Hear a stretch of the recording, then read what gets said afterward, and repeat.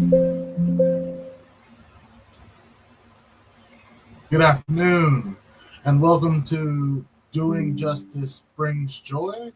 I am your guest host for today, William Adams, stepping in for Miss Stella. She is on a work meeting right now, so I'll be stepping in as host for today. Uh, Going to be a fairly short day today.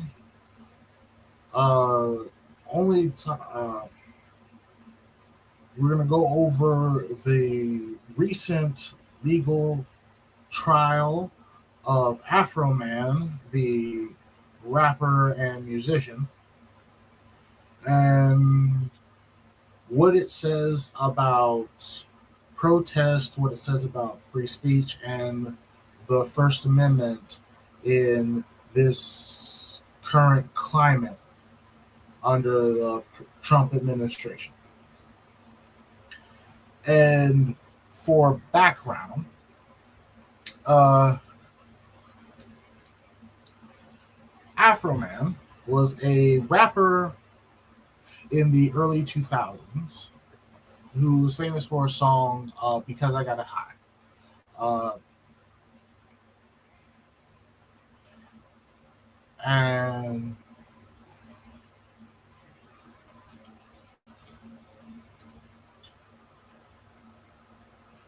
and after essentially retiring from the music industry, he moved to a small town in Ohio in Adams County. Uh, Town has a population of about 1,000 people, and Adams County in total has a total population of about 27,000 people.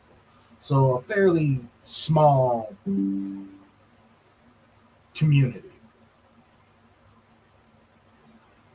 And he essentially retired there, bought a property, bit of land, and that's where he's been since his one hit wonder musical career kind of died down, other than occasional touring.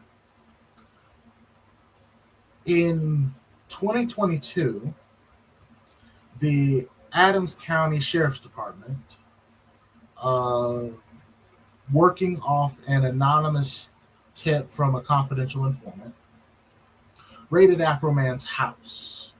And it was a full sheriff's department, but imagine a full on SWAT team raid.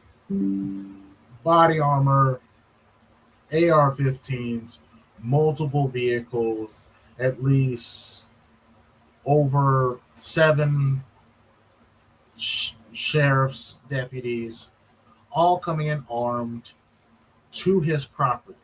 Now, his property has a gate to keep it closed off. The deputies break the gate open in order to enter his home and break one of his side doors all the way off the hinges and into the house. Now, the warrant the deputies had obtained was allegedly for large scale distribution of narcotics, uh, human trafficking. They believe there have been people kidnapped on the property, and they believe that they were being held in some sort of dungeon.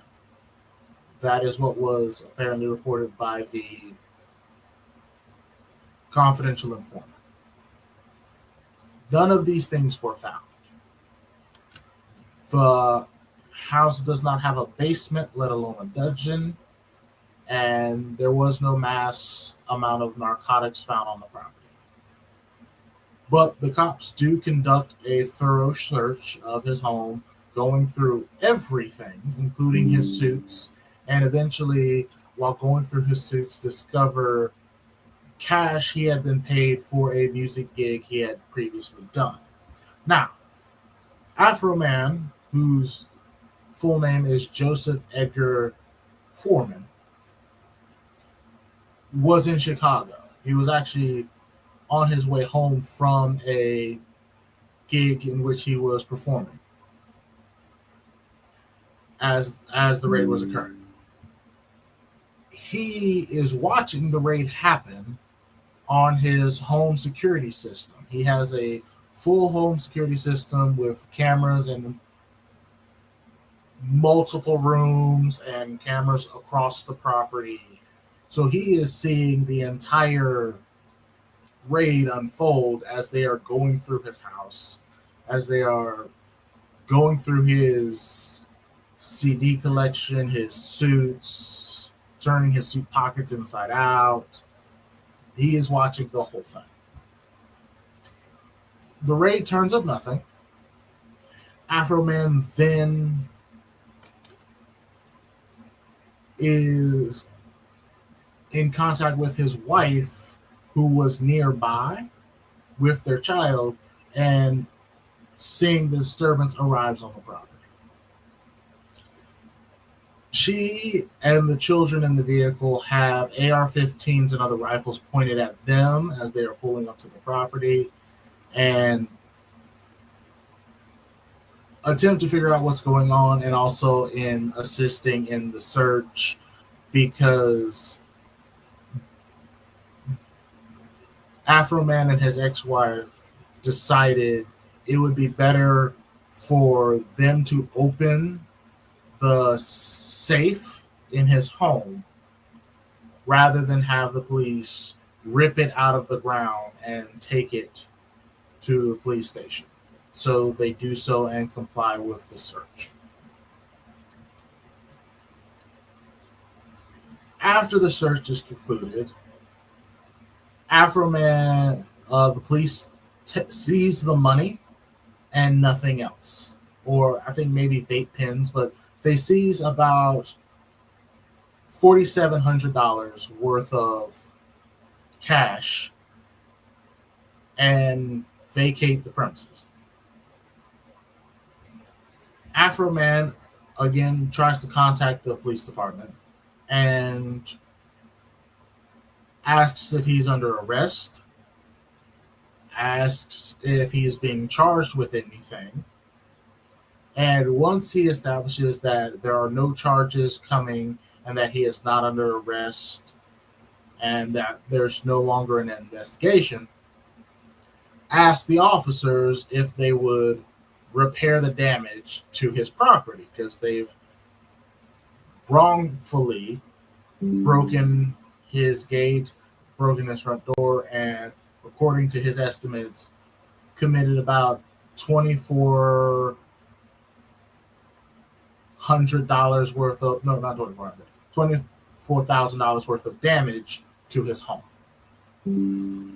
And the police department says, no, we're not required to do that. And so Afroman, being a rapper, but more specifically being a comedic rapper, decides that in order to raise the funds to pay for the damage to his home and property, he would essentially make diss tracks, but he would make music videos about the incident. And he would use the footage from his home security system in the music videos for the songs about what happened. And that's really the core of this saga, or at least the beginning of this saga, because the music videos, due to the kind of viral nature of the story, blow up. He's able to make merchandise of the officer's likeness, gives each officer a goofy nickname, and goes on tour, performing the songs live, raising the money to pay for his house. I want to say Later that year, maybe into early 2023, 7 deputies from the Adams County Sheriff's Department being upset about the music videos and how they painted the department, how they painted them based on the footage, and sue Afroman for defamation, false light, and a few other grounds that are eventually dismissed.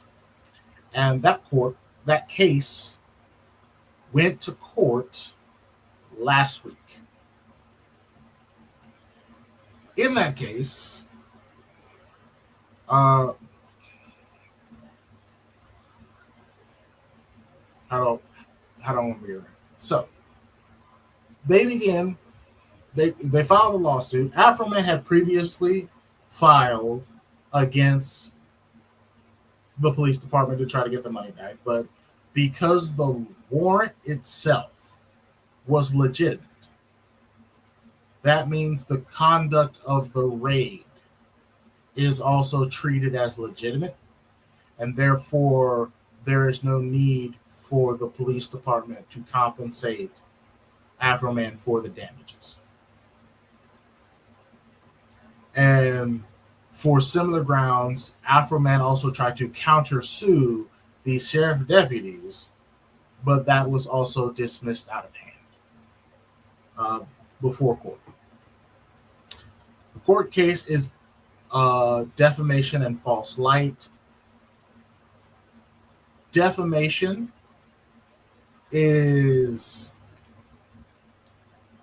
difficult to prove against a public official because you have to prove active malice, that not only was someone knowingly spreading false information to the public, but that they were doing so intentionally to portray you in a bad light.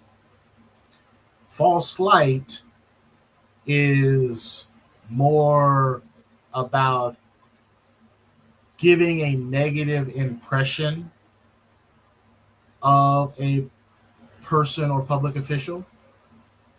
So it's not so much about any singular individual claim that is defamatory, but more about an overall impression.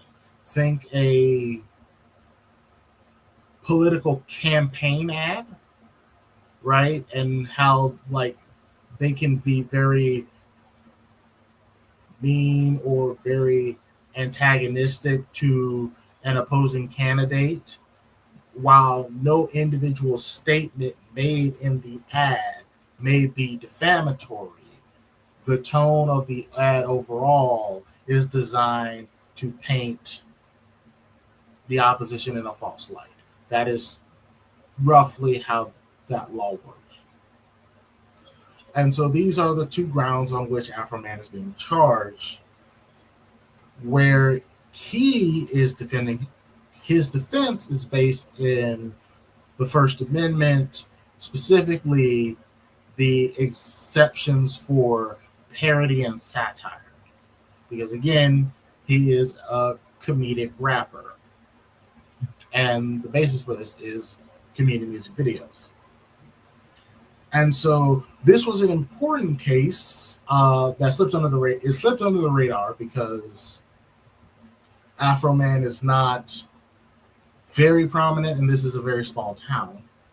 But it's a very important case because at the heart of it is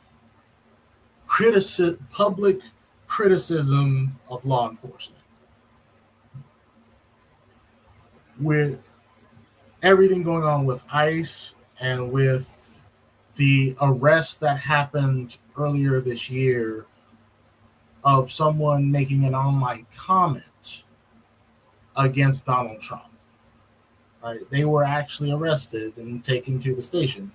Were not charged, but were arrested for making comments against the president.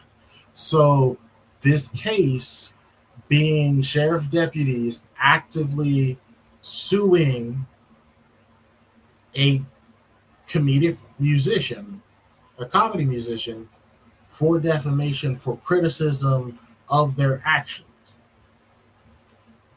is sort of a big deal. It speaks to where we are as a country, that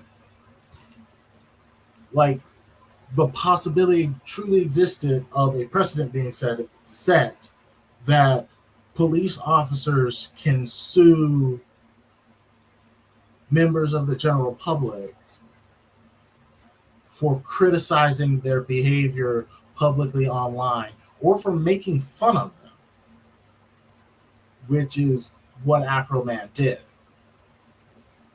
Now, Afroman took things a step further, where because of the lawsuit, so the original set of songs were in response to the raid itself.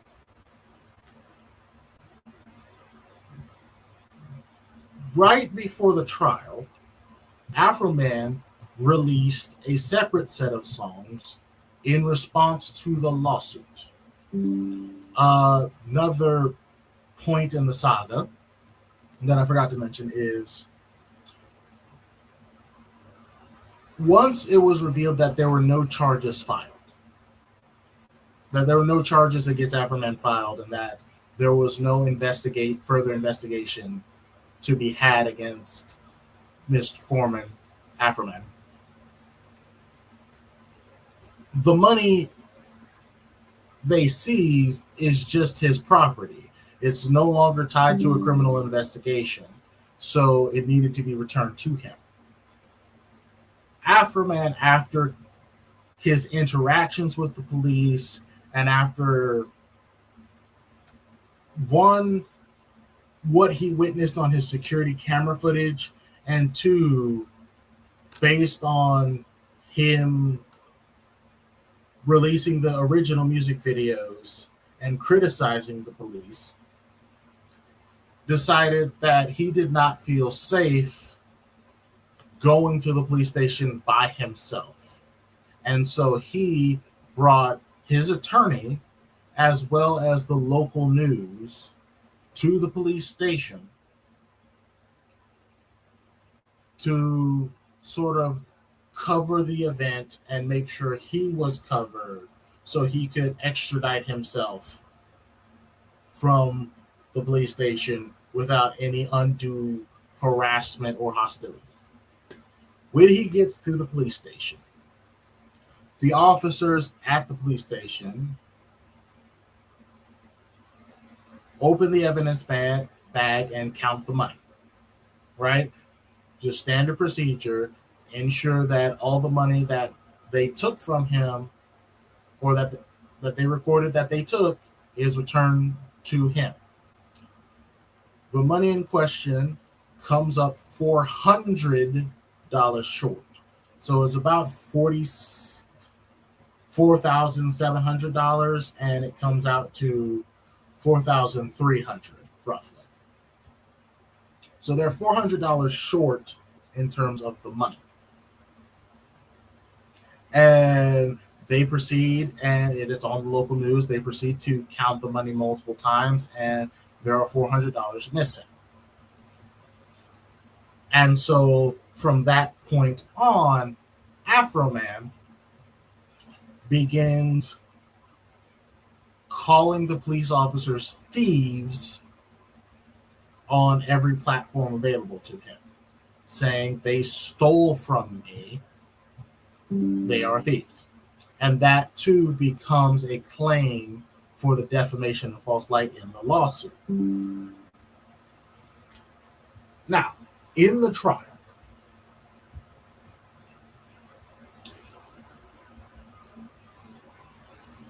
the jury eventually finds that all claims against Afroman are baseless and therefore failed. And so each officer ended up Each officer ended up suing Afroman individually. So 7 officers, each on the grounds of defamation as a count and false light as a count. So I think there were roughly 14 counts total because 7 officers, 2 counts each, roughly. And so none of those prevailed in total because Afroman's attorney was able to successfully argue that the statements were either clear exaggerations that by the reasonable person standard, no reasonable person would assume to be true. And the ones that a reasonable person might assume to be true are reasonably credible. And one of the jurors themselves testified that based on the information he had, his claim that they had stolen from him was credible in that it's reasonable for him to genuinely believe that to be true. And so he prevailed across all counts. And while it is great that he prevailed on all counts, it's also questionable whether or not this case should have gone to trial in the first place. Again,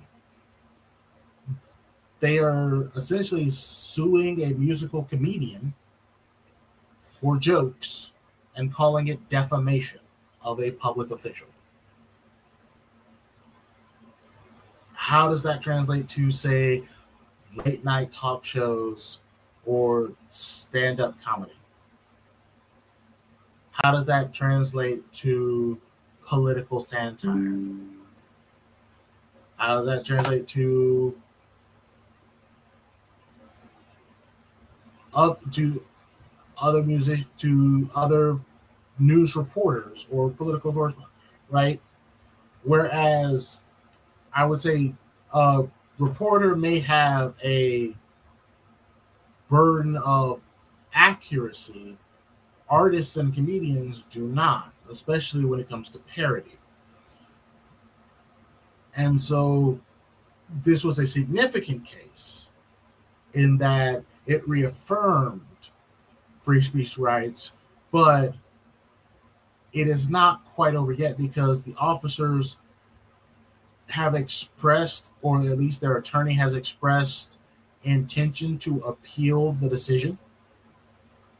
And the judge in the case has made the strange decision to divide costs 50-50 between Afroman and the 7 officers, despite Afroman winning the case in its entirety. And his rationale was strange in that he believed that based on the merits of both sides, his opinion is that court costs should be divided evenly. And there's also a thing here of the judge in this case appearing to be somewhat biased toward law enforcement. And that is another thing we see in cases where law enforcement is charged with misconduct, is we do see judicial bias and discretion in the favor of law enforcement. And it was also present. It also appeared to be present in this case of sort of a inclination to side with law enforcement by the judge. And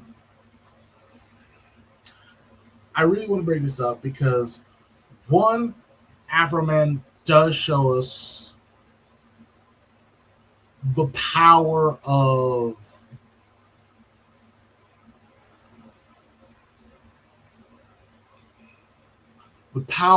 of our voices, the power of using our platforms, and the power of controlling our response.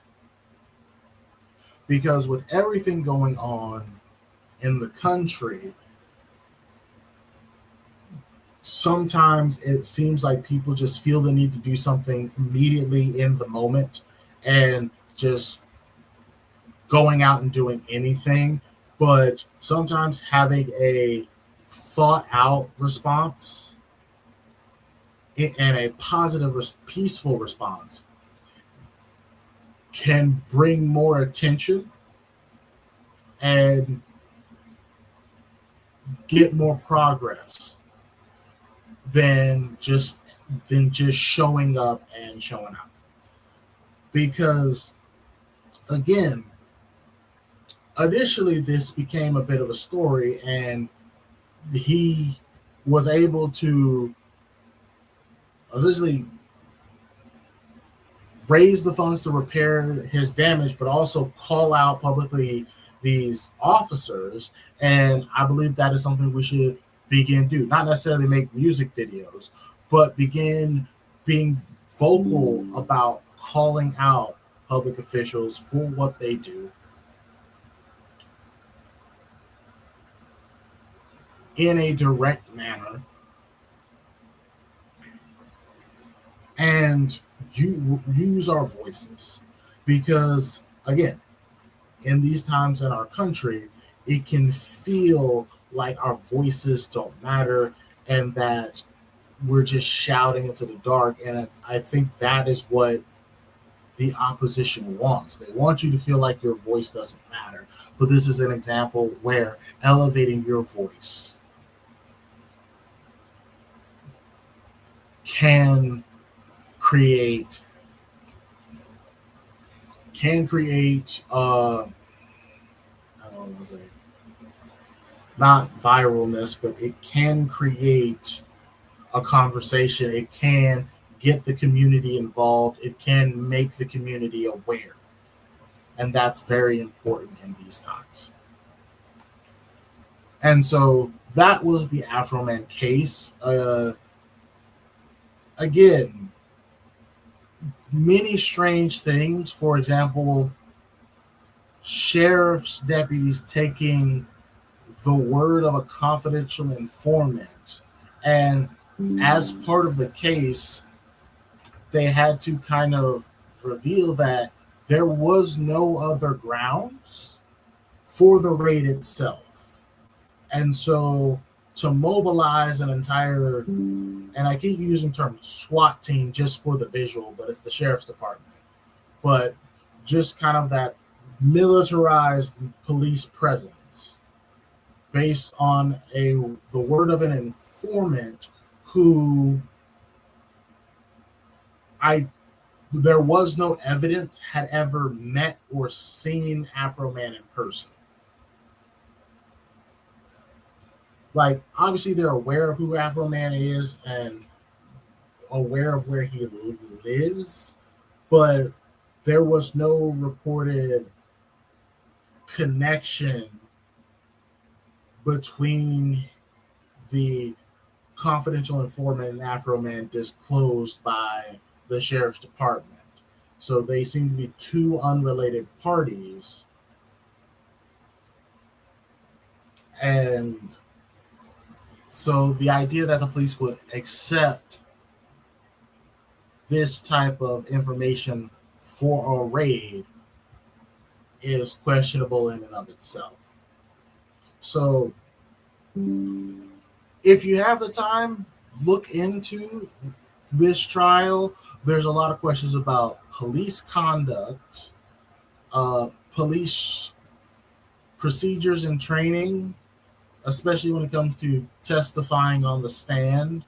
The officers were not well prepped and were not truly prepared to testify in court. And it became apparent in very notable moments in the trial, the unpreparedness of the officers to testify. And so, but yeah, so that happened last week.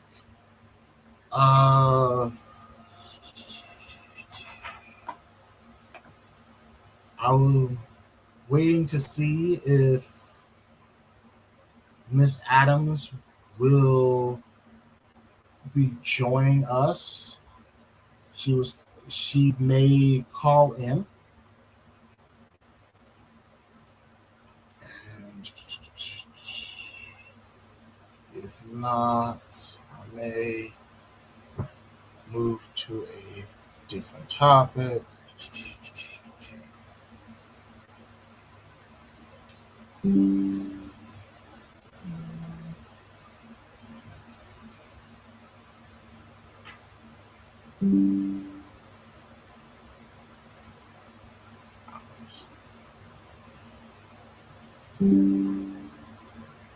In other news, there's the current crisis happening. Well, not crisis.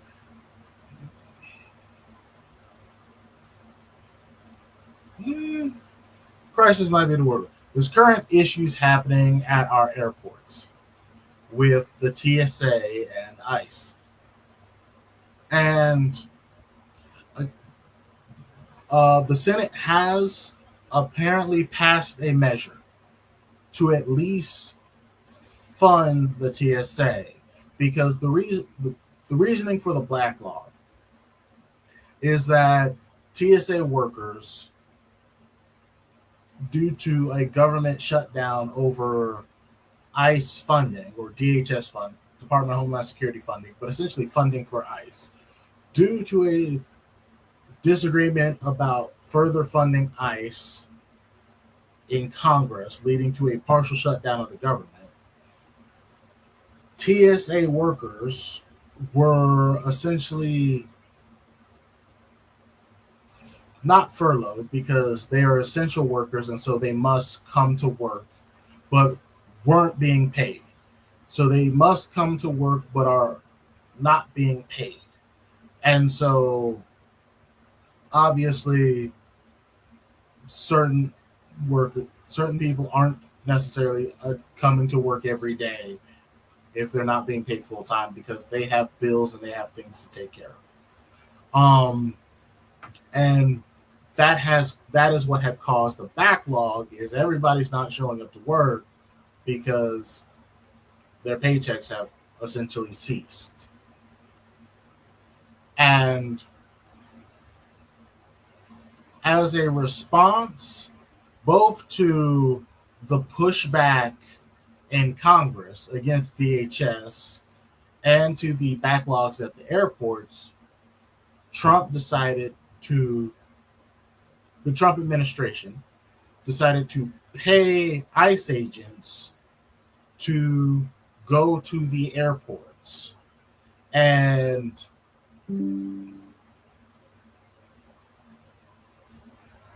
in theory, it was to help, but how much help they are truly offering is hard to say, because it is very unlikely that these ICE agents are trained to do what TSA does. So are they trained to recognize problem packages? Are they trained? They very well may be trained to recognize IDs and valid forms of identification. I'll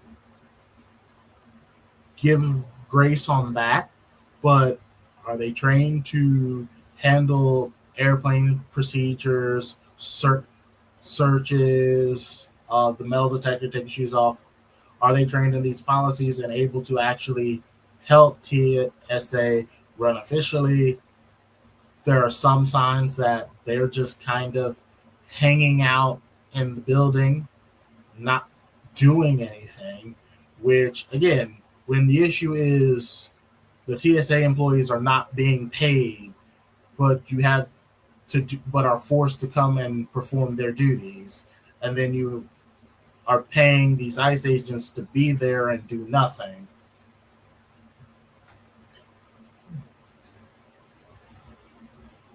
But the House has passed a measure, or not the House, the Senate has passed a measure to partially fund most departments, not DHS, but everything else. And so that would pay the TSA workers, and that would see them get paid, and therefore the full staff would obviously come back to work and they could begin uh, fully facilitating uh, our airports.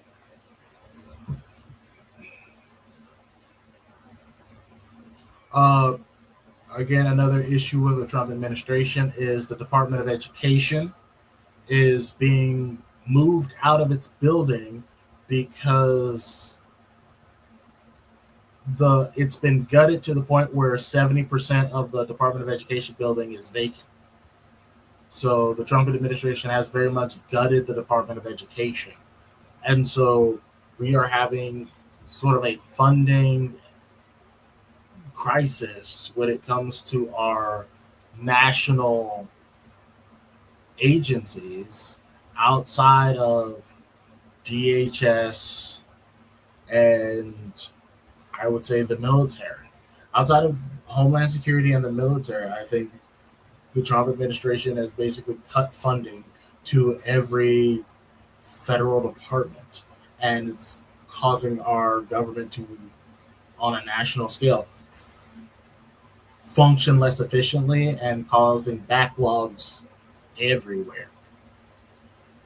Um, but that is the update there. Let me see if I can get in contact with Miss Stella if she's coming on.